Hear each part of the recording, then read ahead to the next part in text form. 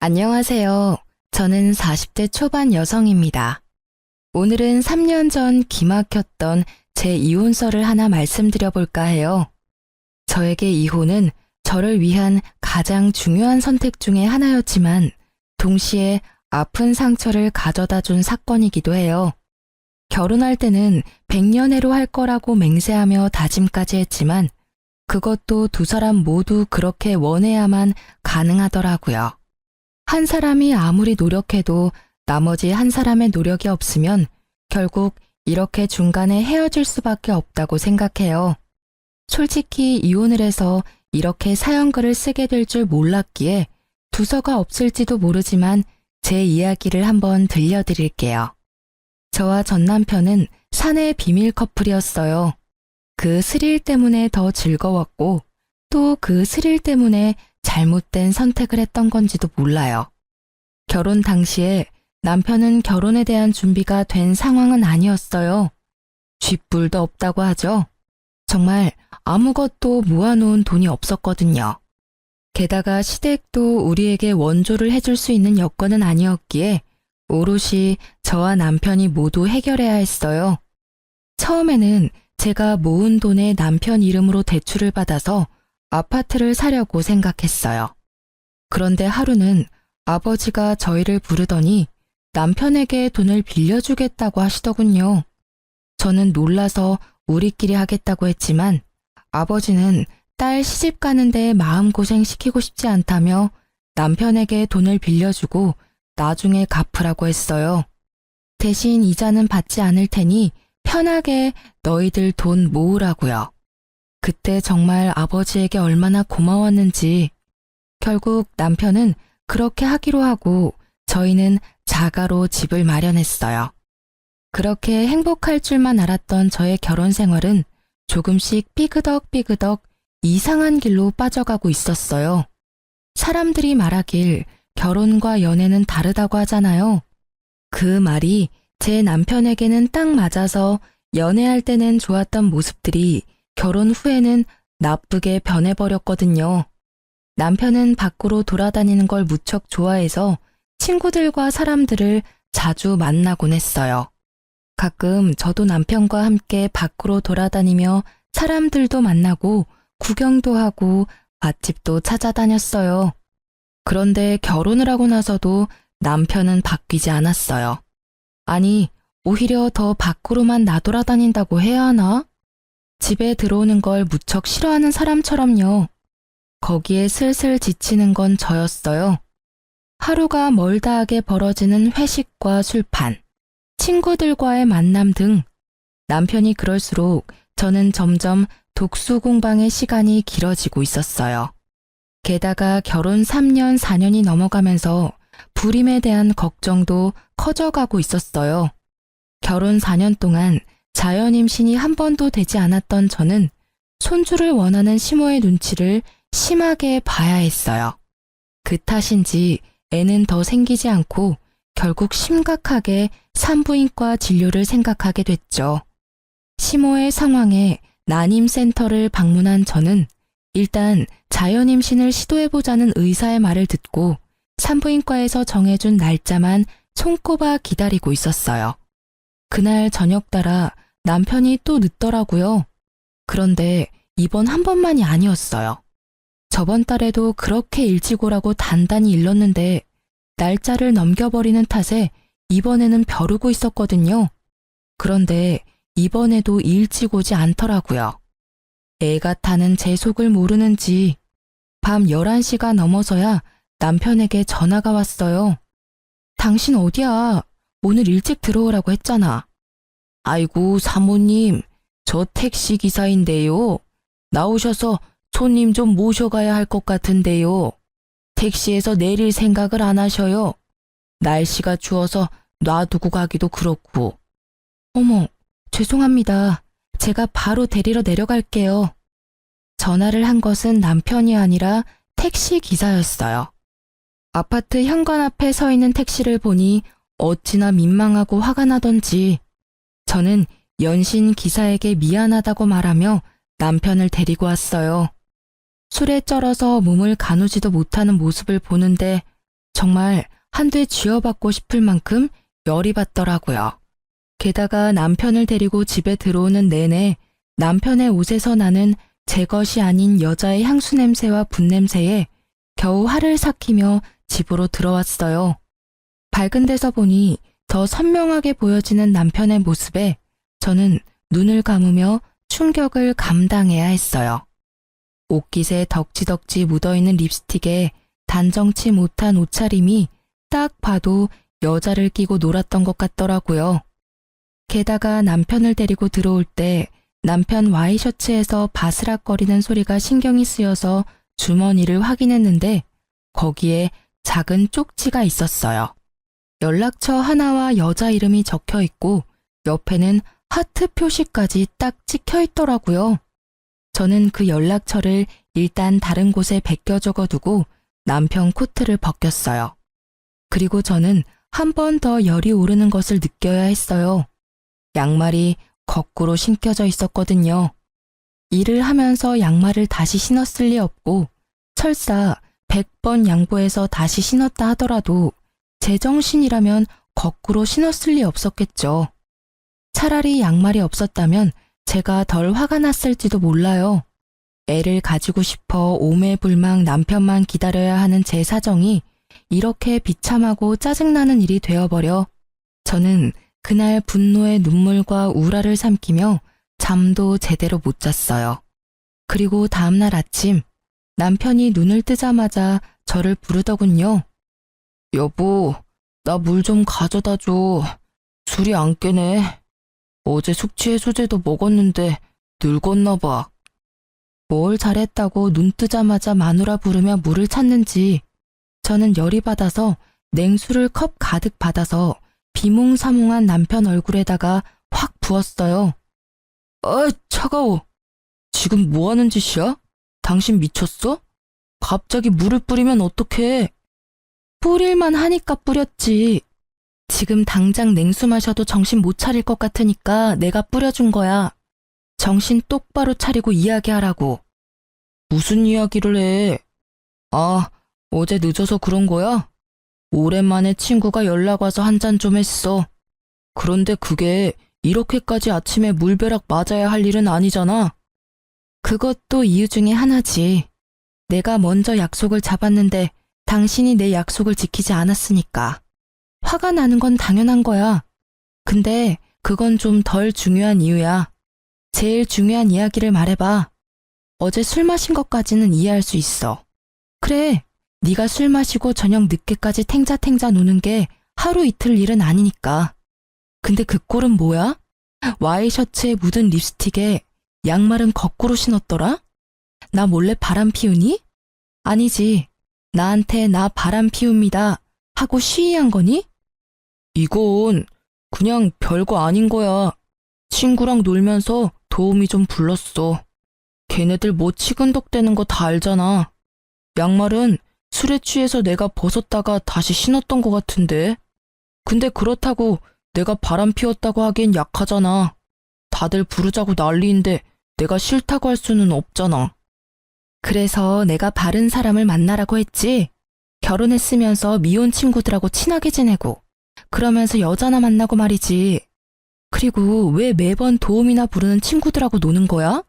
그렇게 여자가 좋아? 막 애교 떨고 치근덕거리니까 좋아? 당신 친구들은 그래도 돼. 결혼도 안 한 싱글이니까. 근데 당신은 결혼까지 했으면서 집에 있는 내 생각은 안 해?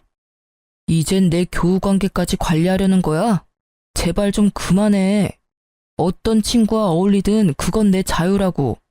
그래, 솔직히 나도 어제 일찍 오려고 했어. 그런데 별로 그런 마음도 안 들고 친구가 연락 왔으니까 잠깐 갔다 온 거야.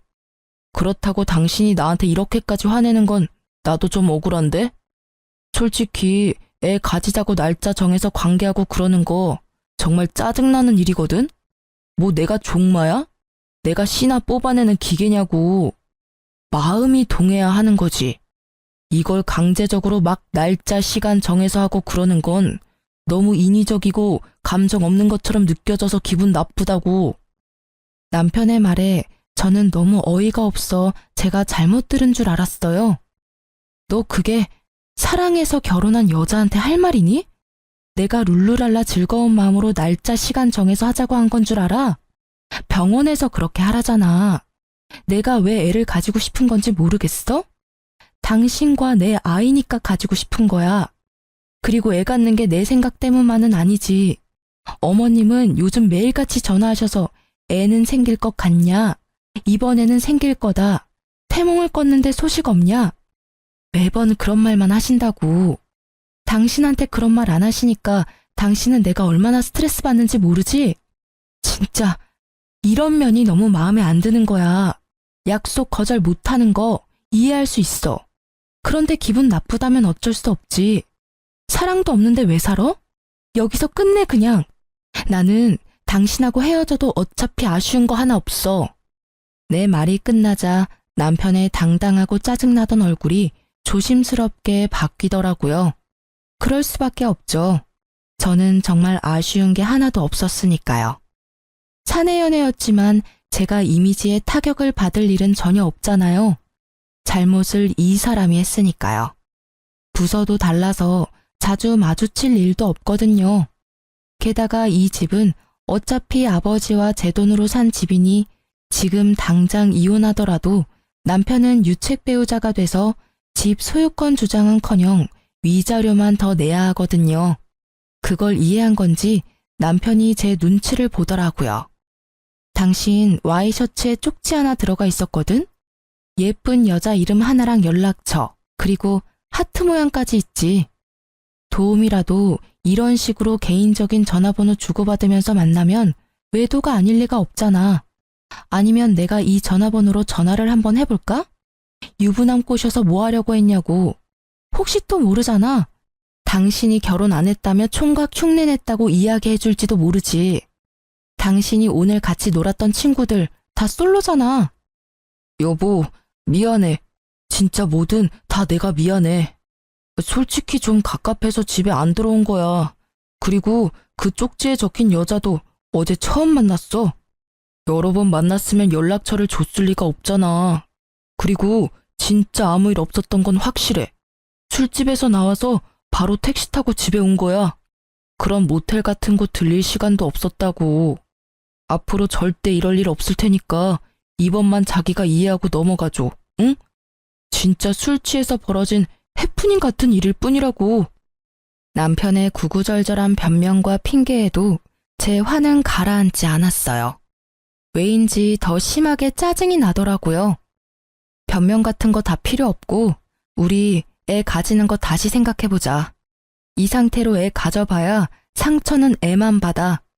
집에 매번 늦게 들어오고 친구랑만 노는 아빠, 육아로 고생하면서 신경질만 느는 엄마. 어느 쪽이건 애한테 좋지 못한 건 맞고 당신 말대로 당신 종마 취급 당하는 건 싫다니 그것도 내가 이해해 줄게. 그치만 나도 지금 당장은 당신이랑 즐겁게 살 맞대고 싶은 기분 아니거든?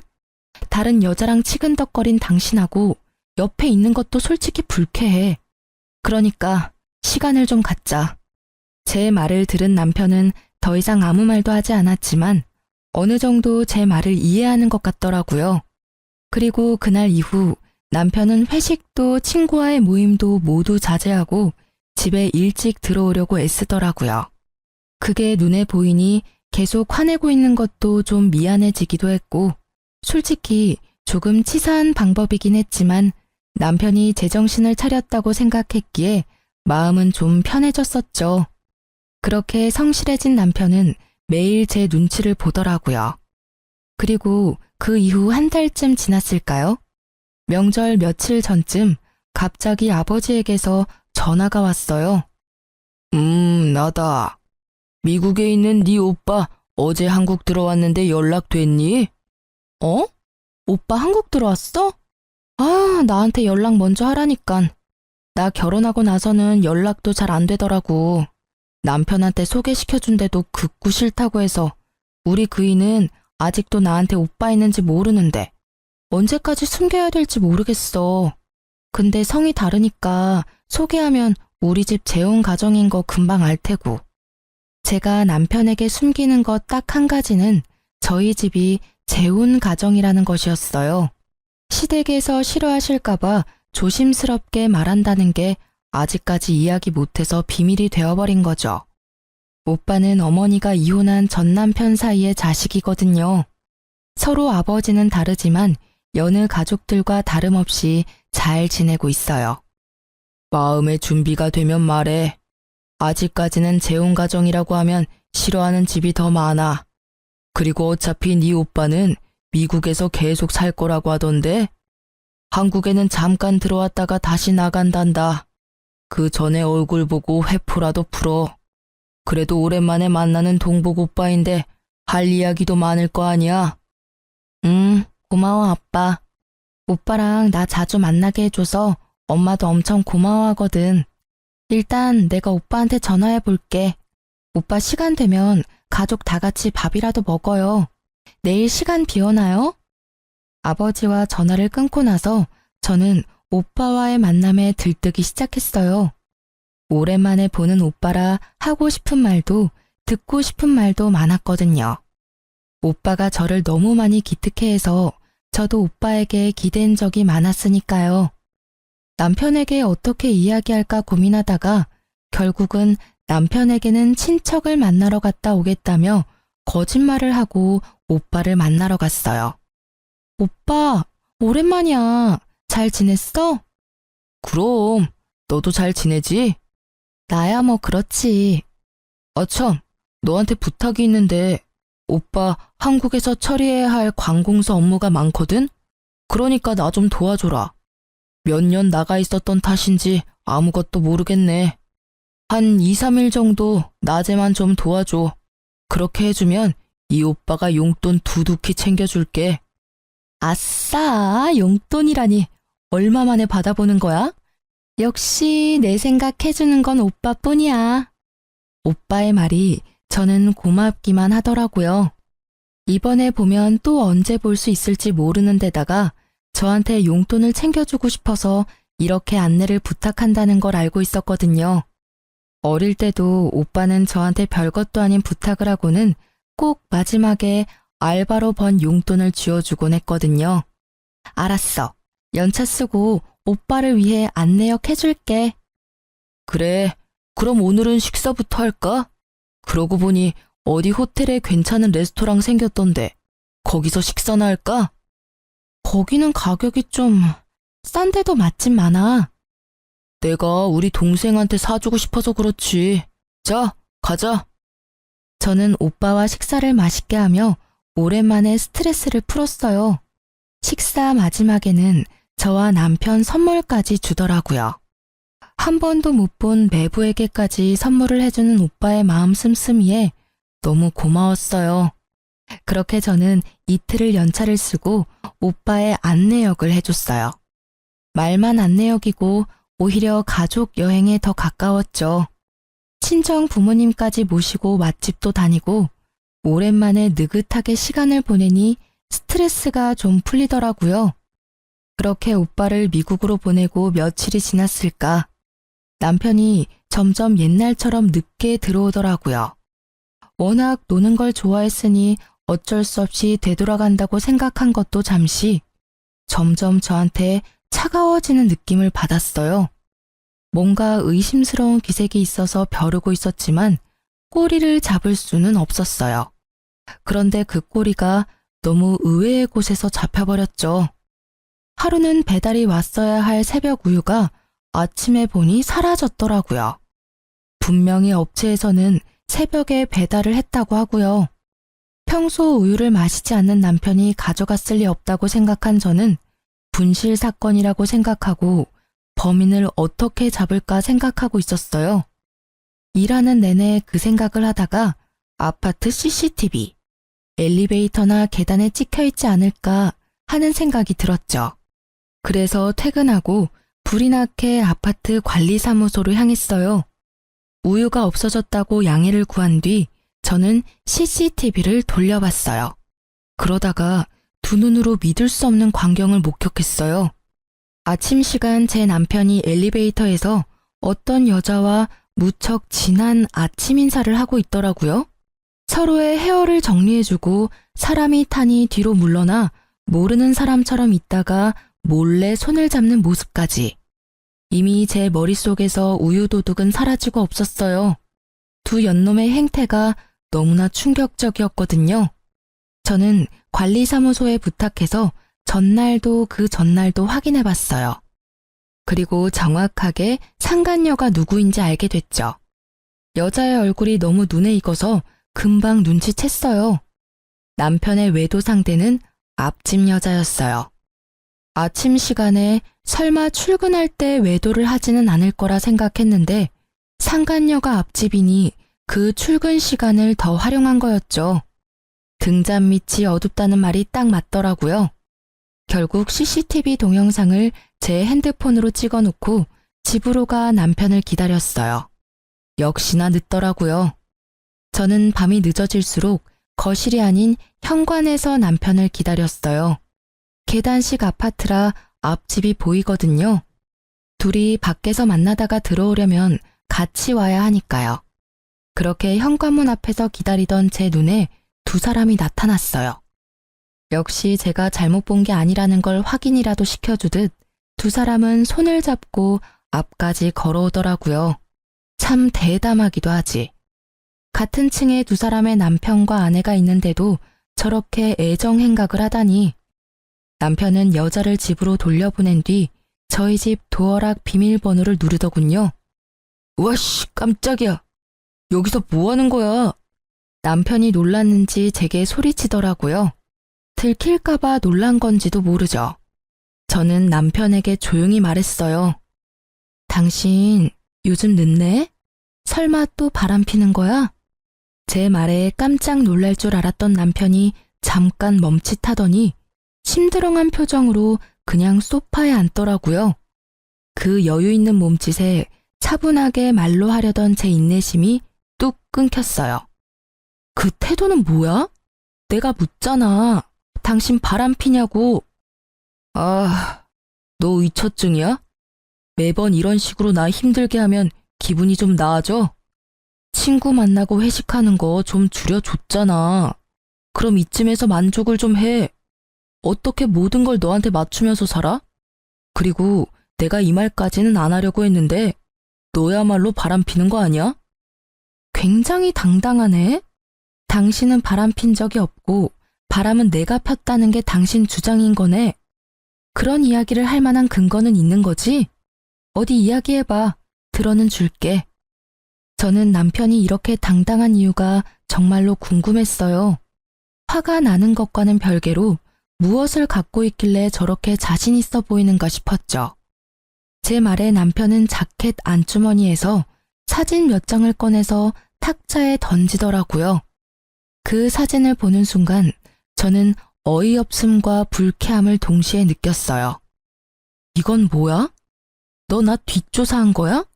네가? 놀랐지? 그럴 줄 알았어. 바람 피우다가 딱 걸리니까 어때? 나한테 이런 쓰레기 같은 취급받으니까 기분 더럽지? 나도 그랬어. 별거 아닌 일로 사람을 쓰레기 취급하고 말이지. 마누라 바람 피는 거 보니 내가 왜 그렇게 했었나 싶기도 하고 자괴감이 드네. 솔직히 말하면 나를 종마 취급하는 데다 의처증까지 가진 당신이 바람까지 피워준 덕분에 당신은 유책 배우자가 확실해졌어. 반면에 나는 그때 한 번 이후로 별 문제없이 깨끗한 상태잖아. 외도도 하지 않고 얼마나 가정에 충실했는지 알지? 나한테 외도했다고 뭐라 하던 당신이 바람 피는 걸 보니 이제 당신한테 질렸어. 그러니까 우리 이혼하자. 남편이 먼저 던진 이혼 이야기에 저는 터져나오는 실수를 참으며 냉정하게 말했죠. 이게 당신 생각이야? 이 사진 한 장으로 나한테 이혼하자고 말하는 거야? 내가 유책 배우자니까 너한테는 잃는 거보단 얻는 게 많겠네? 당연하지. 너한테 책임이 있으니까. 나한테 위자료 주는 대신에 이 집 넘겨주면 원만히 합의 이혼해줄게. 그럼 여기저기 소문날 일도 없고 깨끗하잖아. 그치? 너 지금 머리 제대로 굴렸네? 정말 화가 미친 듯이 나는데 너무 웃겨. 이 사진 한 장에 나한테 다 뒤집어 씌우겠다? 그런 신박한 생각은 어디서 나오는 거야? 그래, 이혼하자. 네가 이렇게 원하는데 해줘야지 않겠어? 나한테도 뭐 나쁜 일은 아니지. 제가 뜬금없이 웃자 남편놈은 그제야 어안이 벙벙한 얼굴로 저를 쳐다보더라고요. 이혼하자는데 웃으니 뭔가 잘못됐다는 걸 알아챘지만 제대로 아는 게 하나도 없으니 말도 못하고 쳐다만 보는 거죠. 당신이 이혼 얘기 먼저 꺼냈으니까 나중에 두말하면 안 되는 거 알지? 나는 절대로 이번 이혼 번복 안 할 거니까 그렇게 알고 있으라고. 우와, 상간남이 그렇게 잘해줘? 이혼하자니까 두말 없이 수긍하는 거 봐라. 나보다 당신한테 더 좋은 조건인 거 아니야? 근데 상간남이 당신이랑 결혼해 준대. 그쪽은 그냥 장난이었던 거 아니야? 한때 부부였던 인연으로 내가 말해주는데 와이프랑 이혼할 테니 결혼하자고 하는 놈들 중에 제대로 된 놈들 없어. 너도 곧 버림받게 될걸? 상간남 신경 쓰지 말고 당신이나 이 집에서 나갈 궁리나 해. 필요하면 용달 정도는 불러줄게. 당신 짐 싹 다 챙겨서 나가주면 좋겠어. 이 집은 어차피 내 거야. 이 집 살 때 네 돈 한 푼도 안 들어갔어. 내가 모은 돈이랑 우리 아버지가 당신한테 빌려준 돈으로 산 거지. 이 집 갖고 싶니? 그러면 일단 아버지한테 빌린 돈부터 갚고 와. 그리고 이 집 살 때 내가 낸 돈 나한테 돌려주면 이 집 줄게. 됐지? 계산을 그렇게 하는 법이 어디 있어? 당신이 유책 배우자인데 어떻게 내가 당신한테 돈을 줘야 하는 건데. 결국 소송으로 가자 이거야? 나는 이미 증거가 다 있다고. 당신이 유책 배우자라는 증거. 사진이 이거 한 장뿐인 줄 알아? 수십 장이나 더 있거든? 아, 그거 100장 1000장 가져와도 그걸로는 내 외도 증명 못해. 왜냐면 이 사진 속에 있는 남자는 상간남이 될 수 없거든. 이 사람이 누군지 자기는 모르겠지만 이 나라 정부는 정확히 알고 있지. 저는 예전에 친정어머니의 부탁으로 발급받아 놨던 어머니 이름의 가족관계 증명서를 남편에게 보여줬어요. 당신은 내가 외동딸이라고 생각했지? 근데 우리 집 재혼 가정이야. 그래서 내 위로 나랑 피가 이어진 오빠가 하나 있어. 그 오빠는 성이 달라. 엄마의 전 남편 아들이거든. 이름 어디서 본 것 같지 않아? 내 뒷조사한 사람이 이름 말해줬지? 그럼 답 나왔잖아. 당신이 찍어온 사진에 있는 사람은 우리 오빠야. 누가 일한 건지 일을 제대로 못했네. 친정 부모님이랑 다 같이 밥도 먹고 놀러 가고 그랬는데. 나랑 오빠 사진만 딱 찍어온 걸 보면 오히려 당신 엿먹이려고 그런 건가 싶기도 하고. 제 말이 이어질수록 남편의 느긋한 인상이 점점 심각하게 바뀌는 게 참 웃기더라고요. 알아보려면 좀 더 끝까지 팠어야지 이 나쁜 놈아. 나를 유책 배우자로 만들고 이 집 뺏어갈 작정이었어? 근데 이를 어째? 내가 유책 배우자가 아닌데? 당신이 이 집 가져가려고 계획한 거면 빨리 머리 굴려야 할 거야. 내가 가지고 있는 걸 보면 당신은 이 집에서 갖고 갈 수 있는 게 하나도 없을걸? 오히려 위자료로 몇 천쯤 준비해야 할 텐데 괜찮겠어? 남편은 소파에서 내려와 내 앞에 무릎을 꿇었어요. 처음 보는 모습이었어요. 그런데 얼마나 꼴보기가 싫던지. 그런 내 생각은 꿈에도 모른 채 남편은 열심히 저에게 빌더라고요. 여보, 내가 아주 잠깐 미쳤었나 봐. 진짜 미안해. 잠시만 내 말 좀 들어봐. 나 진정하고. 당신, 너라고 하던 남편놈은 불리한 상황이 되니 저를 여보라고 부르더라고요. 가증스러운 놈. 그 모습을 보는데 어찌나 찌질해 보이던지요. 나 지금 지극히 냉정한 상태야. 이보다 더 차분할 수가 없어. 그래, 오늘 이 집에서 나가면 이혼 서류는 시댁으로 보내줄까? 아니지, 앞집으로 보내면 되지 않겠어? 앞집 여자랑 필요 이상으로 친하잖아. 제 물음에 남편 얼굴이 허옇게 질려버리더라고요. 제가 모를 줄 알았나 봐요. 하긴 저도 우유가 아니었으면 영원히 몰랐을 수도 있죠. 역시 앞집 여자 이야기를 꺼냈더니 미안하니 뭐니 변명하려던 남편 입이 꾹 닫혔어요. 그리고는 눈동자만 떼굴떼굴 굴리며 이 상황을 어떻게 빠져나가야 할지 궁리하더라고요.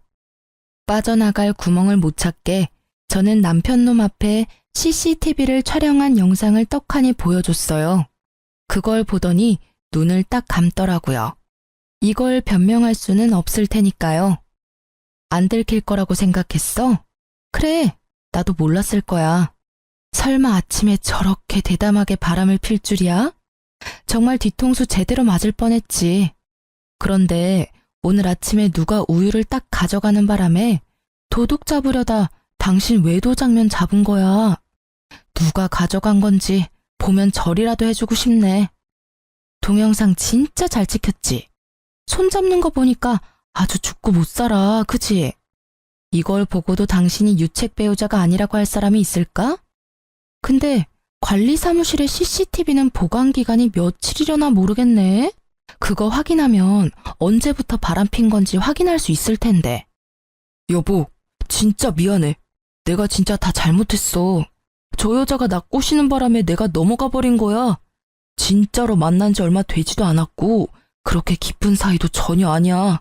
나는 그냥 잠깐, 아주 잠깐 바람 쐬는 기분으로 만난 것 뿐이라고. 그러니까 제발 이혼만은 안 돼. 내가 미친놈이었어. 그런 말을 왜 꺼냈는지, 어? 나 여기 나가면 갈 곳도 없어. 제발. 남편은 제 치맛자락을 붙잡고는 울며 불며 매달렸어요. 아까 전에 그 기세등등한 당당함은 어딜 간 건지. 완전히 180도 바뀐 그 모습에 저는 그놈의 손을 뿌리쳤어요. 다 필요 없어. 분명히 이혼 번복 없다고 말했어. 지가 바람 펴놓고는 나한테 뒤집어 씌우고 집을 가져가려고 하다니 어떻게 그런 생각을 할 수가 있어? 이 파렴치한 놈. 네 눈에는 내가 돈이니? 애 안 가지려고 할 때부터 알아봐야 했는데 다 끝났어. 그러니까 당신 짐 다 싸서 지금 당장 나가. 안 나가면 앞집에 당신 짐 다 갖다 줘 버릴 거야. 여보, 제발 앞집에는 알리지 마. 부탁이야. 내가 나갈게. 내가 나가면 되잖아. 그렇게 죽고 못 살아? 얼마나 사랑하면 들키지도 못하게 그래? 근데 앞집에 알리고 말고는 내 마음이거든? 여기서 더 내 기분 더럽게 만들면 지금 당장 초인종 누를 거야. 결국 남편은 이후 찍소리도 못하고 필요한 짐만 챙겨서 나갔어요. 저는 남편의 그 모습이 더 짜증났어요. 앞집에 알리지 말라니. 그 정도로 아끼나 싶었지만 아니었어요. 나중에 알고 보니 그 여자를 아껴서 그런 게 아니라 그 여자가 상간녀 소송으로 위자료 지불할 때 자기한테 내달라고 할까봐 그런 거였더라고요. 어디까지 찌질해질 수 있는지. 그리고 나중에 확인을 해봤더니 그날 우유를 가져간 건 어이없게도 남편이었더라고요. 우유를 마시지 않는 남자가 왜 가져갔나 싶었더니 그걸 상간녀에게 줬더라고요. 그때는 자기가 가져갔다고 저한테 이야기할 생각이었다는데 이 멍청한 놈이 그걸 나중에 깜빡하는 바람에 저는 스스로 판도라의 상자를 열어버린 거죠. 그리고 알고 보니 앞집 여자와는 반년 정도 사귄 상태로 생각보다 오랫동안 만남을 이어왔더라고요. 저는 앞집 여자에게도 화가 났어요. 매번 오며 가며 살갑게 인사하곤 했는데 저를 볼 때마다 제 남편과의 만남을 떠올리며 저를 불쌍하고 눈치 없는 여자로 봤을 걸 생각하니 분이 나서 못 참겠더라고요. 그래서 앞집 여자에게도 상간녀 소송을 걸었어요. 남편과의 이혼 소송도 물론 진행했고요. 그렇게 상간녀 소송 걸고 얼마 뒤 누가 우리 집 벨을 누르더라고요. 화면에는 앞집 여자가 서 있었어요. 제가 문을 열어주니 그 여자가 갑자기 저희 집 현관문에 꿇어 앉더라고요. 왜 이러세요? 일어나세요. 아니요, 제가 정말 다 잘못했어요. 잠깐, 아주 잠깐 만난 거예요. 그러니까 제발 소송만 취하해 주시면 안 될까요? 염치 없는 부탁이란 건 잘 알지만 어떻게 좀 선처를... 제가 왜 그래야 하는지 잘 모르겠네요. 소송 취하해 주시면 제가 위자료는 드릴게요. 꼭 드릴 테니까 남편과 아이만이라도 알 수 없게 해주시면, 잘못하면 아이도 남편도 다 잃게 생겼어요. 그러니까 제발 소송만 취하해 주세요. 위자료는 제가 드릴게요. 아, 그러세요? 모두 잃게 생겼구나. 그런데 저도 당신 덕분에 가정과 남편을 잃었어요. 그러니까 그 부분은 그걸로 퉁치죠. 솔직히 바람 필 때 소문날 거 생각 안 한 건 아니잖아요. 그래도 유부남 잘 만나고 다녔으면서 이제 와서 왜 후회를 해요? 후회하지 말고 열심히 즐긴 대가를 받으면 되죠. 제 말에 무릎 꿇고 있던 상간녀가 꿀먹은 벙어리가 되더라고요. 틀린 말은 단 하나도 없었으니까요. 남의 남자 만날 거면 소문날 거 당연히 각오한 거 아닌가요? 이제 더 이상 할 말 없으면 나가보세요. 저는 더 이상 해드릴 말이 없어요. 제가 피해자인데 가해자가 이렇게 피해자 행세를 하고 계시는 것도 이상하고. 뭐? 그렇게 따지면 남편 관리 제대로 못한 당신 탓도 있는 거 아니야? 당신이 남편 잘 붙들고 있었으면 이런 일이 생겼겠어? 잘해주지도 못할 거면서 결혼은 왜 했대? 우리 사이 진짜 별거 아니었고 당신이 못해준 거 내가 해준 것뿐이야. 내가 당신 대신해서 당신 남편 위로해줬으면 당신도 소송 정도는 취하해줘도 되는 거 아니야? 엄청난 궤변을 늘어놓는 여자를 어이없는 눈으로 바라보며 제가 재차 물었어요. 상간녀 소송 취하해주면 내가 얻는 건 뭐죠? 아니, 내가 피해자인데 나한테도 떨어지는 게 있어야 하잖아요. 갑자기 다짜고짜 소송 취하라 그러면 제가 아이고 알겠습니다 하고 해줄 줄 알았어요.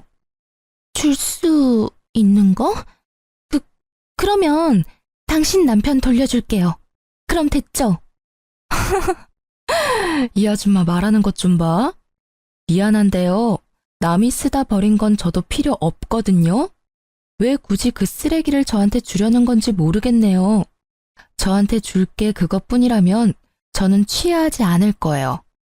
아니, 전 진짜로 당신 남편이랑 깊은 사이 아니라고요. 진지한 마음이 요만큼도 없었고 나한테는 남편이 메인이고 그쪽 남편은 사이드 메뉴 정도예요. 그러니까 그 정도밖에 안 되는 사이라는 거예요. 본인이 그 말 들으면 아주 좋아하겠네요. 근데 어쩌죠? 이야기할수록 점점 소송 취하하기 싫어지네요. 남편분이랑 아이들에게 뭐라고 변명할지 잘 생각해 두세요. 그럼 이만 나가주세요. 주거 침입으로 신고하기 전에. 나사가 하나 빠진 것 같은 상간녀와의 만남을 끝으로 이혼 과정이 빠르게 진행됐어요. 제가 예상한 대로 남편 놈은 제게 위자료를 물어주게 되었고 우리 집에 대한 소유권도 주장하지 못하게 됐죠.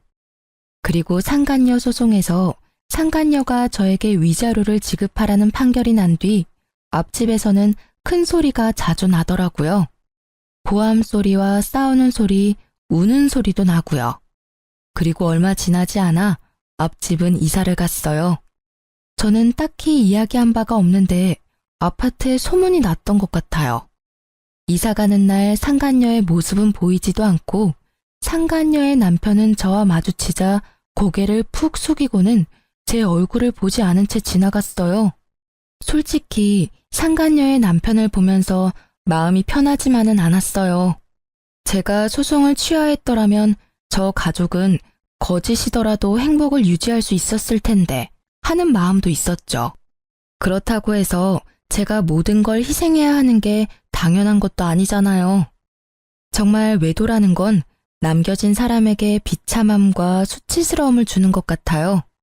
그걸 고스란히 느끼고 있는 저였기에 그 상간녀의 남편 행동도 이해는 갔어요. 그리고 전 남편과 같은 회사에 다니는 저는 전 남편과의 이혼을 알리지는 않았어요. 저도 그런 눈빛 받는 게 싫었거든요. 그런데 전 남편의 바뀐 주소지 때문에 직장 내에서 이런저런 추측들이 있었던 것 같더라고요.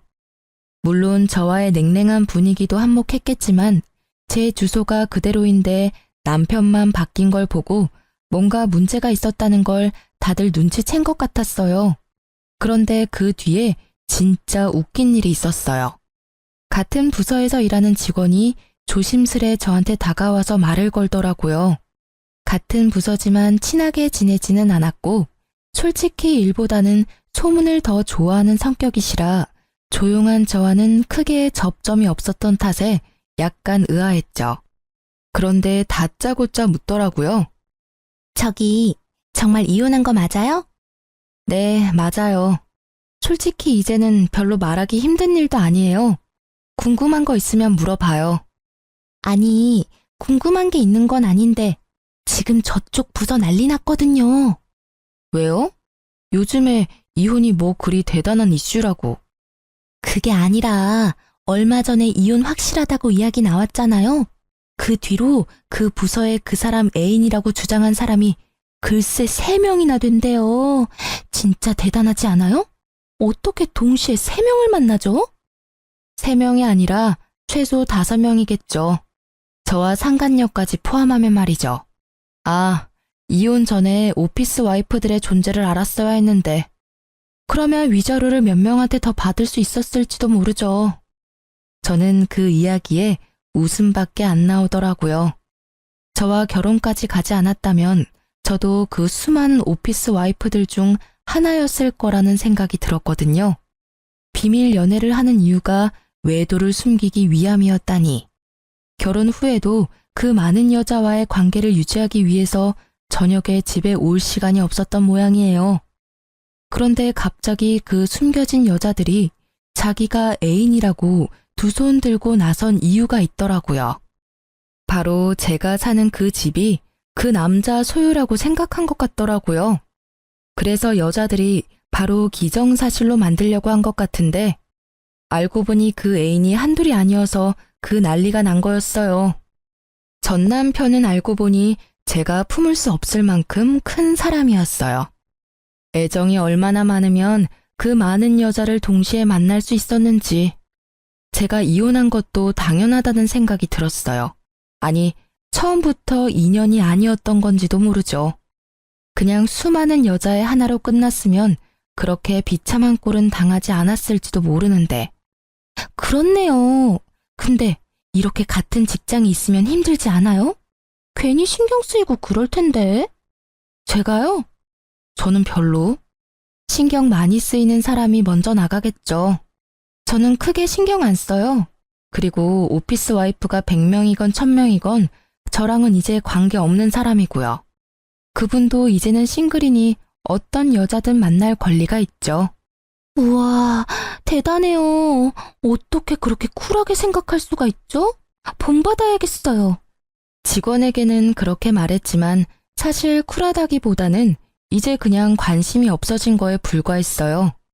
나랑은 연이 없는 사람이고 뭘 하든 나하고 연관될 일 없을 거라고 생각하니 차라리 마음이 편안했거든요. 부서가 달라서 얼굴을 자주 못 보는 것도 다행이긴 했고요. 결국 의자왕으로 등극한 전 남편의 어마어마한 여성 편력으로 그 부서는 그렇게 한바탕 뒤집어지고 전 남편은 천하의 나쁜 놈이 되어버린 채 이후 회사에서 퇴사했어요. 스스로 나간 것으로 되어 있었지만 실제로는 권고 사직이라고 하더라고요. 하긴 결혼한 시기에 바람을 핀 것 정도면 회사에서 개인사로 치부할 수 있겠지만 여직원들이 4~5명이나 한 남자와 연관되면 회사 차원의 일이 되어버리니까요. 그렇게 나가고 어디로 취직했는지 뭐라고 지내는지는 들은 적 없어요. 다만 자주 만나던 친구들과도 만나지 않는다는 걸 보니 어지간히 경제적으로 힘든 모양이더라고요. 이혼했을 때는 정말 별의별 생각이 다 들었거든요. 우리에게 아이가 있었으면 좀 달라졌을까? 내가 좀 더 예쁘게 꾸미고 치장했다면 달라졌을까? 뭐 이런 생각들요. 그런데 그런 생각은 할수록 점점 우울해져 가기만 하더라고요.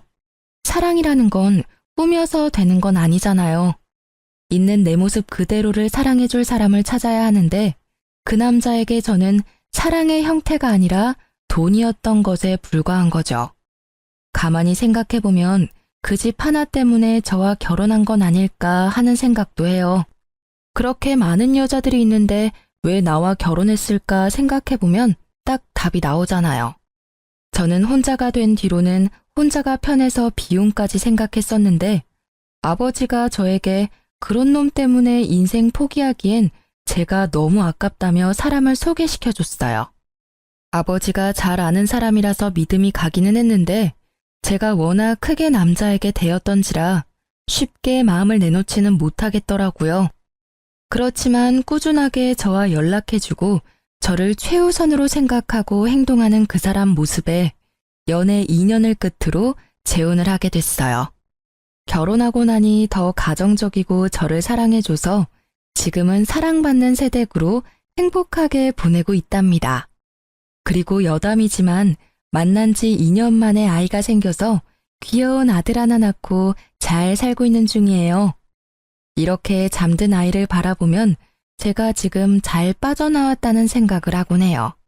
저처럼 이혼을 해야 하나 말아야 하나 고민하는 분들이 계시다면 다른 것 말고 나 자신부터 생각해 주세요. 그래야 나중에 나를 지킬 수 있거든요. 글로 쓰다 보니 엄청 길어졌네요. 제 글이 누군가에게는 도움이 되었으면 좋겠어요. 다들 읽어주셔서 감사합니다.